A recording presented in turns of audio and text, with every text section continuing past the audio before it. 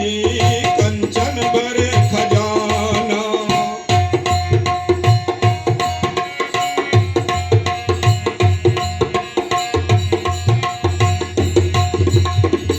एक दिन भारे तुम घर पानी,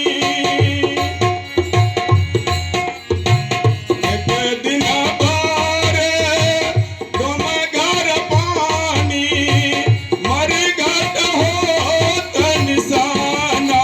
सब दिन होतन एक समाना, सब दिन होतन एक समाना, सब दिन होतन एक समाना।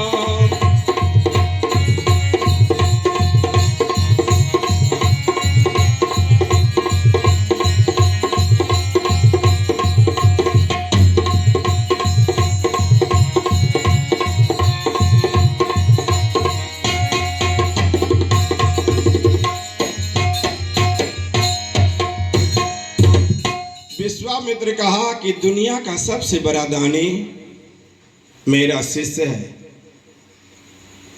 वशिष्ठ ने कहा कि मैं परीक्षा लूंगा। दोनों आदमी प्रस्थान किए। गुरु को आगमन सुन करके नंगे पैर दौड़ा हरिश्चंद्र। चरण प्रक्षालन किया गया। एक चरण हरिश्चंद्र धोया, इसके बाद दूसरा चरण उनकी पत्नी तारा जब धोना चाही, इच्छा जताई, चरणामृत लिए पूरे भवनों में सिंचित किया गया और हाथ जोड़ा हरिश्चंद्र एक पैर पर खड़ा हुआ। कहा कि गुरु जी आपको आने में बड़ा कष्ट हुआ होगा, आप मुझे बुला लेते, मैं स्वयं चल करके आ जाता। गुरु ने कहा कि स्वार्थ मेरा है। कहा कि स्वार्थ कैसा? कहा कि हमने कह दिया वशिष्ठ जी को कि दुनिया का सबसे बड़ा दानी मेरा शिष्य, इसीलिए इन्होंने आपसे परीक्षा ले रहे हैं।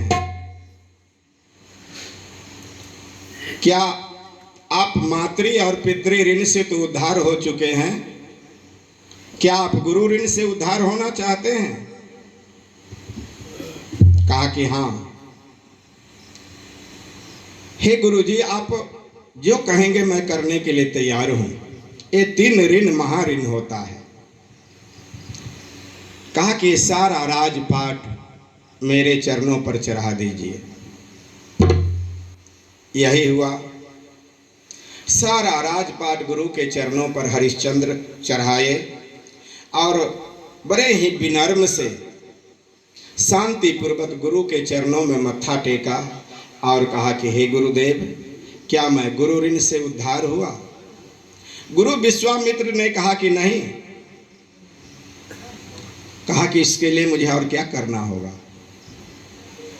कहा कि 90 भर्ण स्वर्ण मुद्रा यदि तुम चढ़ा देते हो गुरु के चरणों पर, तो गुरु ऋण से आप उद्धार हो जाएंगे। प्रिय श्रोताओं, खजांची को कमर से चाबी की गुच्छा निकाली गई और खजांची की ओर बढ़ाया। खजांची चाबी को गुच्छा लेकर के अभी 2-4 ही कदम आगे बढ़ा। गुरु विश्वामित्र ने कहा कि ठहरो, ये सारा राजपाट गुरु के चरणों पर चढ़ा दिया, क्या तिजोरी तुम्हारी रह गई?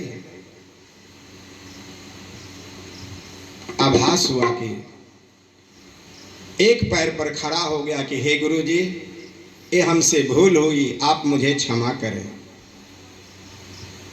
यदि सारा राजपाट हमने आपको चढ़ा दिया तो तिजोरी भी आपकी हो गई। कहा कि मैं जाता हूं बिकने के लिए। कहा कि मेरा हुक्म है कि मेरे राज्य के अंदर तुम बिक नहीं सकते हो।